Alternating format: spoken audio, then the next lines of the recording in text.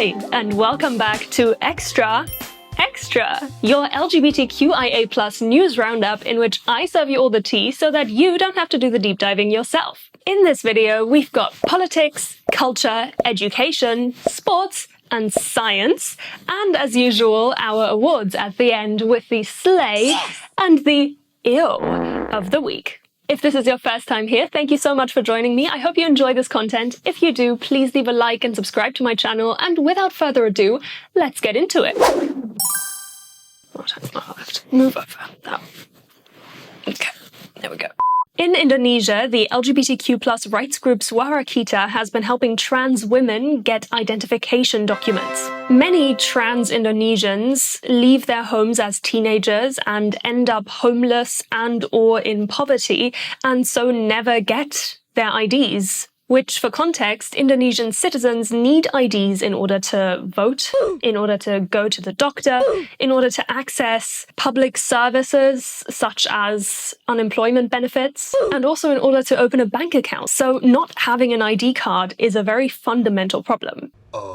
It's really great that Suara has been helping trans women get a hold of their IDs, and since they've been in business in 2011, they have helped over 650 trans women get ID cards. A new health insurance law in the US state of New Jersey expands fertility coverage for queer couples and single parents. The new law states that all private health insurers must provide fertility services, quote, in accordance with the American Society for Reproductive Medicine's guidelines and as determined by a physician. And as of October 2023, the ASRM's definition of infertility now includes queer couples and single parents. They define infertility as a disease, condition, or status that affects anybody who's in need of medical intervention in order to achieve a successful pregnancy based on a patient's medical, sexual, and reproductive history, age, physical findings, and diagnostic testing. This is really exciting because it makes funded fertility treatments available for queer couples, which can be really expensive if you have to pay for them privately. Oh, man. And I want to quickly use this specific news to jump in and talk about queer rights in the West and a personal experience I had recently. So I was browsing Reddit looking for inspiration for different video ideas, and I stumbled upon a question that someone had posed in a subreddit going, people in the West, if you oppose the LGBT rights movement, why?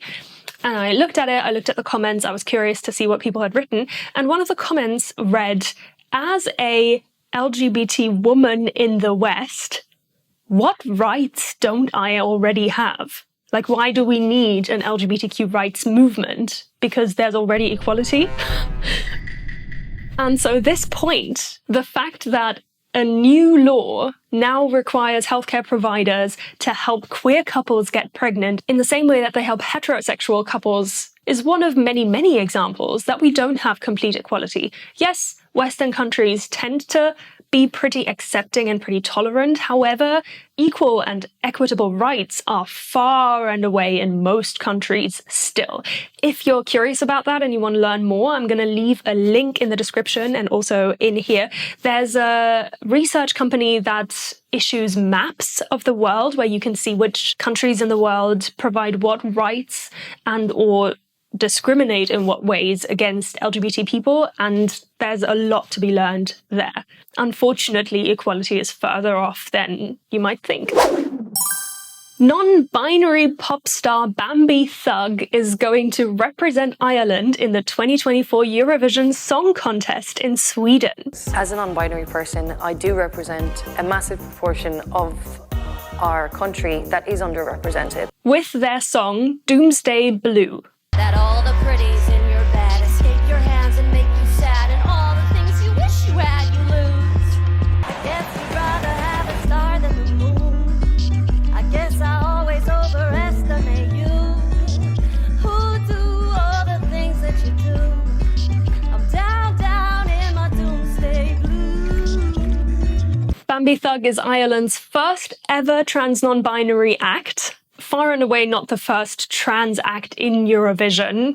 I think the first one was in 1983. I'll confirm here. But it is true that if there is a space in the music industry that has always been queer-friendly, it is the Eurovision Song Contest. And if you are not European and or have never watched the Eurovision Song Contest, I highly recommend that you do at least once, just to have witnessed the madness once in your lifetime.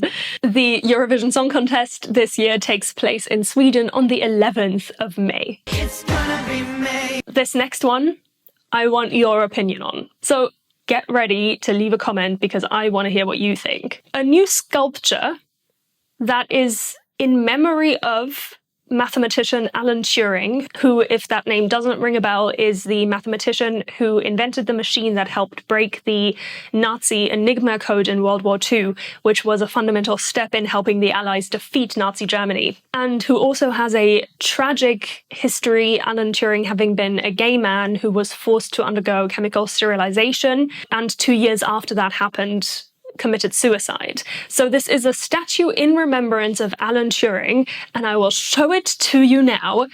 This is it. Oh my God!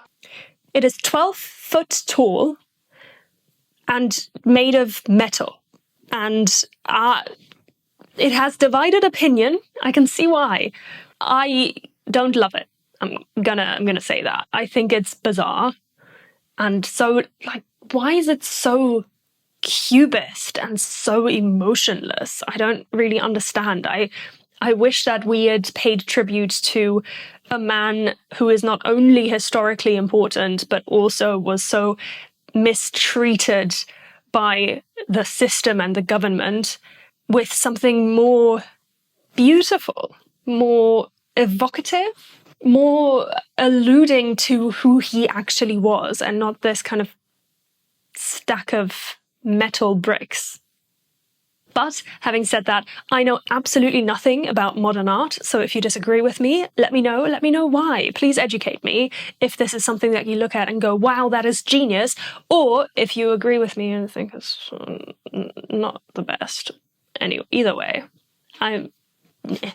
Drag Race UK star Crystal has won their defamation legal case against Laurence Fox, who, if you don't know who that is, do yourself a favor and keep it that way. The basis of the lawsuit is that Laurence Fox called Crystal a pedophile on Twitter in 2020, which is just so original, isn't it? Calling a drag queen and or just any queer person a pedophile.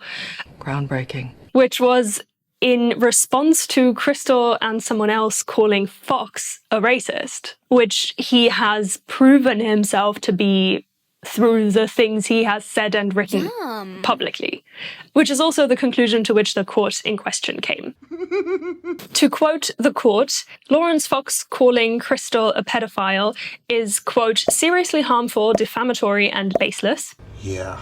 And after winning this lawsuit, Crystal has given a statement to the press saying, "We live in a time when queer people, drag queens, and anyone gender non-conforming is being labelled a groomer, unsafe for children, a pedo, a nonce. It happens all the time. Hopefully, this reminds people that saying those things is defamatory. And if someone's going to do it from a publicly verified account, there are going to be consequences."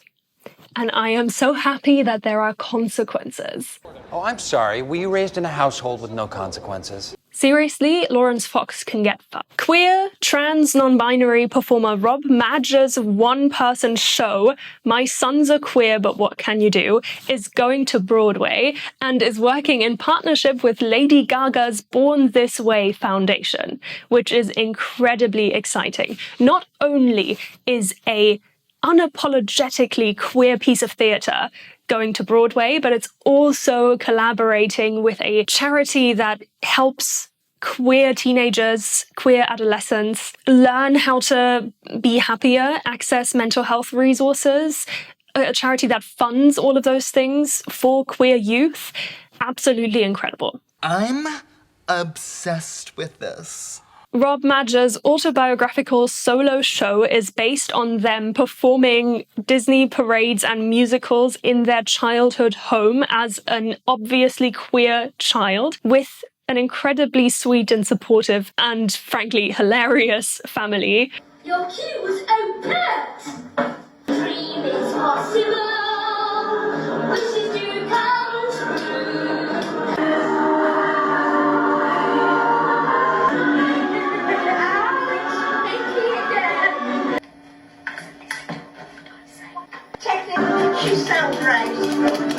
I've seen it when it was in the West End. It was moving, funny, a beautiful example of positive queer representation. So if you are American, based anywhere near New York, if you're a theatre fan, I highly recommend you see it if you can get affordable tickets, that is. The Biden administration has pledged almost $700,000 in order to develop a trans sex education program aimed at AFAB, assigned female at birth, trans youth. The aim is to prevent teen pregnancies and also the spread of STIs in teenagers, because studies have found that trans-masc teenagers are less likely to use condoms and other contraceptives when engaging in sex, which leads to the spread of STIs and also teenage pregnancies. In order to achieve this, the government will partner with the charity Girl to Girl, which until now has made sexual education available for girls across the country, and together they will be developing a program that they call Transcendent Health.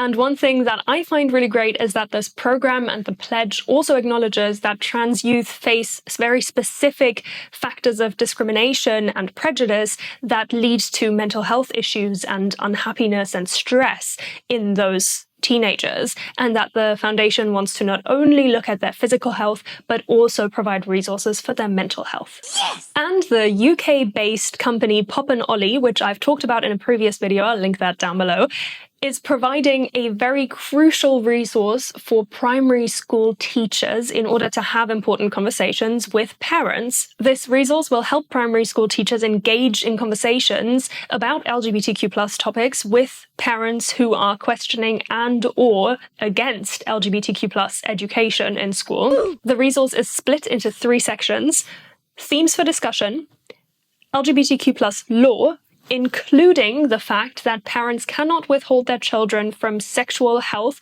relationship, and or safeguarding education in schools, and understanding the mental health impact on young people, which to me is the most important point of those 3. The mental health and the well-being of trans and LGBTQ+ kids should be at the forefront of all of this, because they are the only ones affected, they are the only ones suffering from other people trying to restrict the LGBTQ+ education on schools. Both those things that we've just talked about in education are huge wins, and I'm incredibly excited that, again, there are people out there doing the good work and that see and support the LGBT community.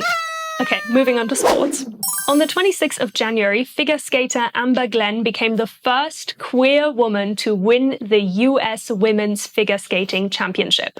How that's possible, I don't know, but it's good news nonetheless. Amber opens up with one of the most critical elements in her program, this triple axel. She's been nailing it all week in practice. Easy! My God, perfect!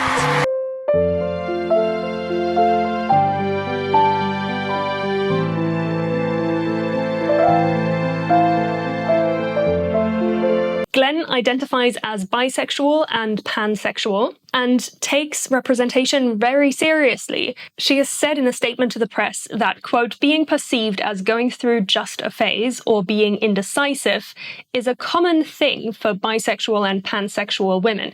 I don't want to shove my sexuality in people's faces, but I also don't want to hide who I am. I also want to take this to quickly talk about the difference between bisexuality and pansexuality. As a woman myself who identifies as bisexual, the reason that I identify as bisexual and not pansexual is because for me, pansexuality in my eyes has a kind of underlying element of demisexuality.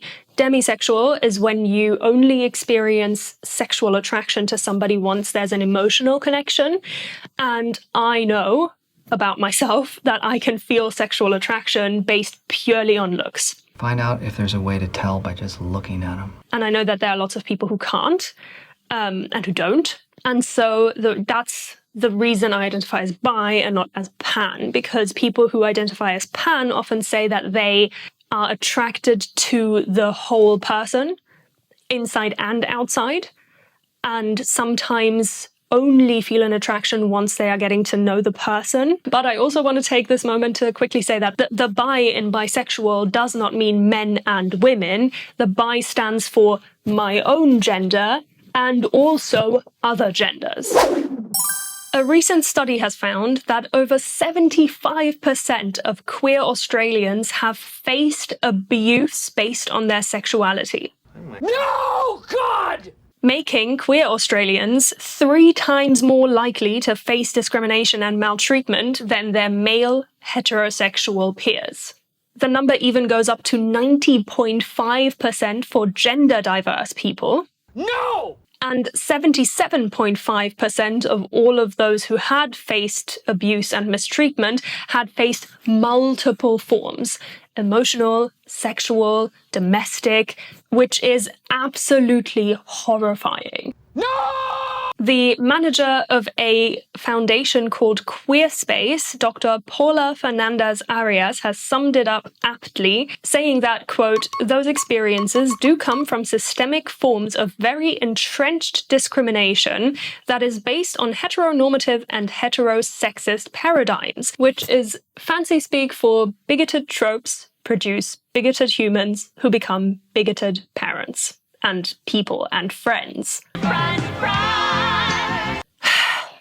So, once again, I say this quite often, but if you overhear somebody say something ignorant and bigoted, have a conversation. If it's safe for you to do so, have the tough conversation, because every time we call somebody out on that behavior, even if that person isn't open to changing and learning, it'll make it more difficult to bring it up next time because they've been called out on something before and had to explain themselves. It's effort, it's work, it's resistance. It doesn't feel good. It feels much better when people laugh along and like give you an awkward smile. If you question them, have a conversation with them, then next time they might think twice before they open their mouth and share their bigoted thoughts. Yum. And finally, a new study has found that more Gen Z Americans identify as LGBTQ+ than Republican. In numbers, 21% of Gen Z identify as Republican, and 28% identify as queer. 43% of Gen Z identify as politically liberal. And with that, Gen Z is the most racially and ethnically diverse generation in US history, and an estimated 40.8 million Gen Zers will be eligible to vote this year. Unfortunately, it's not all good news because young Americans are also less likely to actually go and vote this year than ever before. Bad idea. Bad idea, jeans. And you know what? I don't blame them because being a young person, I know I'm a young person, I'm 29, but I'm not Gen Z.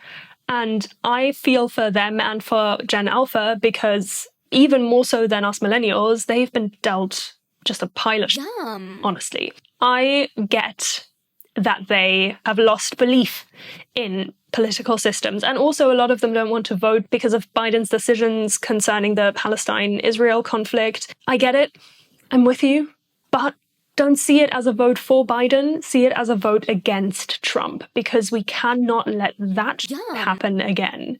And that I firmly, firmly believe in, because nothing will be as detrimental to our community as another period of Donald Trump being president. I know what'll impress everybody. I'll start a fire. So please, if you are watching this, if you are a Gen Z American of voting age, please go out and use your vote. Use it against Donald Trump. And that brings us to the awards segment of this video, which I hope I'll be able to film before my camera gives out because it is blinking. The of the week goes to the Delulu defenders of the absolute worst aspects of the patriarchy, this week lovingly represented by Laurence Fox. A, grow the f*** up. I doubt it. And B, do something more important, more impactful, and more useful with your lives than spread hate. Ew. And the slay of the week goes to everyone who is keeping the dialogue open and the tough conversations going. And this week, that is the Indonesian LGBT foundation Suara. Rob Madge and the Born This Way Foundation, Drag Race star Crystal, who has won the case against Laurence Fox, the Transcendent Healthcare Program that is currently being launched, and Pop and Olly, who are putting resources and time and love and care and thought into educating bigoted parents. Yay! And that is the end of this week's Extra. If you're still here and watching this, please leave a like, subscribe to my channel if you haven't yet. Thank you so much for being here. I really appreciate you, and I'll see you here next time. Bye!